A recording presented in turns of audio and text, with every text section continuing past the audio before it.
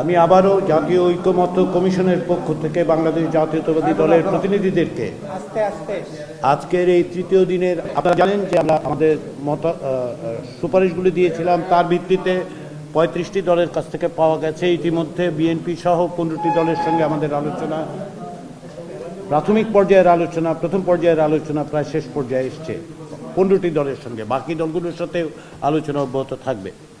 আমরা আশা করছি যে আজকে বাংলাদেশ জাতীয়তাবাদী দলের সঙ্গে আলোচনার এই তৃতীয় দিনে প্রাথমিক পর্যায়ের আলোচনায় আমরা সমাপ্তি টানতে পারব। আমি এটা আপনাদেরকে অবহিত করতে পারি যে ইতিমধ্যে যে সমস্ত দলের সঙ্গে আলোচনা হয়েছে এই বিষয়ে জাতীয় ঐক্যমত্য কমিশনের প্রধান উপদেষ্টা অধ্যাপক মোহাম্মদ ইউনূসকে অবহিত করা হচ্ছে। প্রতিদিন প্রত্যেকটি বিষয়ে তিনি দিক নির্দেশনা দিচ্ছেন।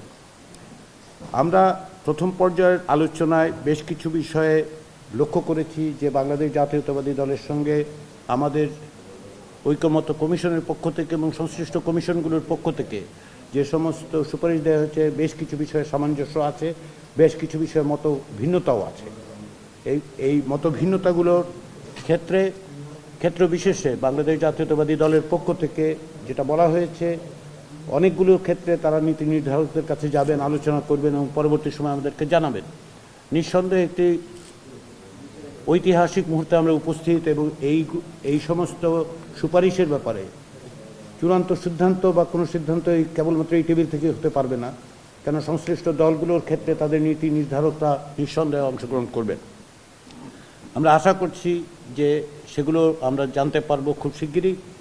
পাশাপাশি যে সমস্ত প্রস্তাব উঠেছে সেই প্রস্তাবগুলো বিষয়ে আলোচনায়ও কিছু নতুন প্রস্তাব এসছে, সেগুলোর বিষয়ে আমরাও জাতীয় ঐক্যমত্য কমিশনে আলোচনা শুরু করেছি এবং সংশ্লিষ্ট কমিশনগুলোর সঙ্গে আমাদের আলোচনা করতে হবে, কেননা এগুলো জাতীয় ঐক্যমত্য কমিশনের কাছে এসছে সংশ্লিষ্ট কমিশনগুলোর পক্ষ থেকে।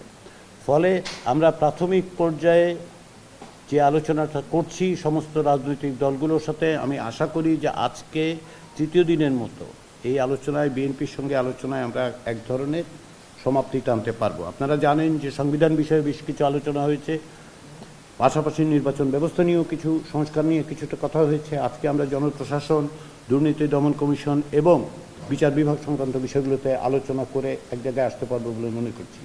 আবারও বলি, প্রাথমিক পর্যায়ের আলোচনা এখন অব্যাহত আছে।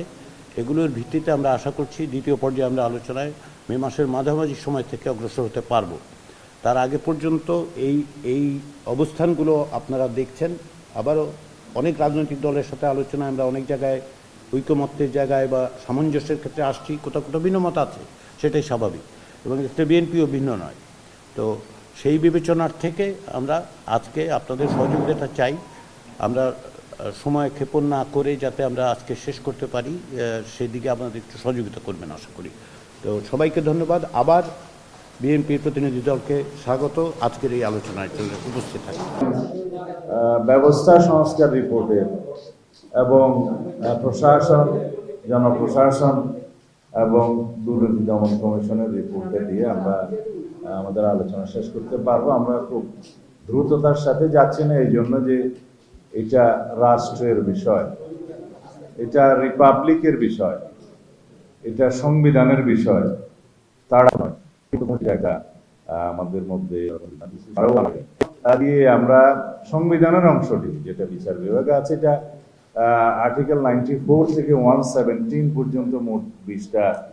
তার পরবর্তীতে বিচার বিভাগের সুপ্রিম কোর্ট কর্তৃক